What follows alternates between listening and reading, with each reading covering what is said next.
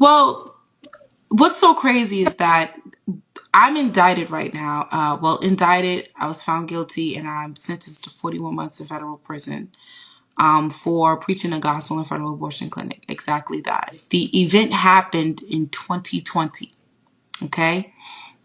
Police were on site both days of the event. I was not arrested. I was not detained.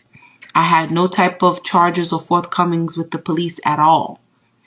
Once Trump was out of office, they sued me on an injunction to keep me 30 feet from the building. And so because I had moved to Tennessee, I just went and settled without admission of guilt because I was no longer in the state.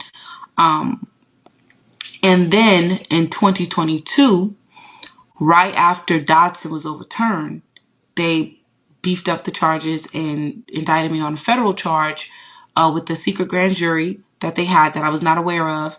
And they indicted me with face and conspiracy of face for the exact same event that I wasn't arrested at, that I had no kind of police encounters with. The police were on site there, and they went ahead and indicted me for face. Basically, they said things like me saying, no peace for the wicked, and we cancel this place in the name of Jesus.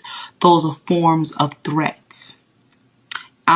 Me talking to women, and I think one day of the 2-day event, 150 women were scheduled to do abortions. None showed up. That they considered that obstruction. You're interfering with women's care.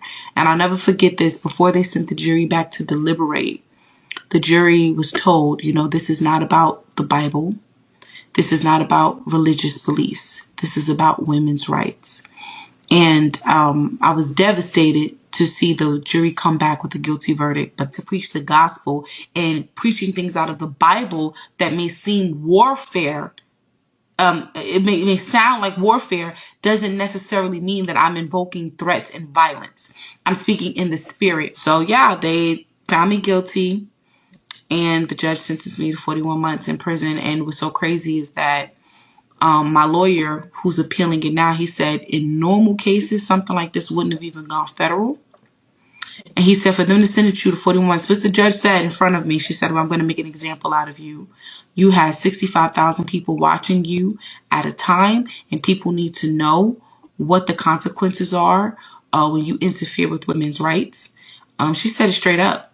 And so they didn't care about me being a mother. They didn't care about me being a stay-at-home mother. They didn't care about the fact that I'm not a repetitive offender.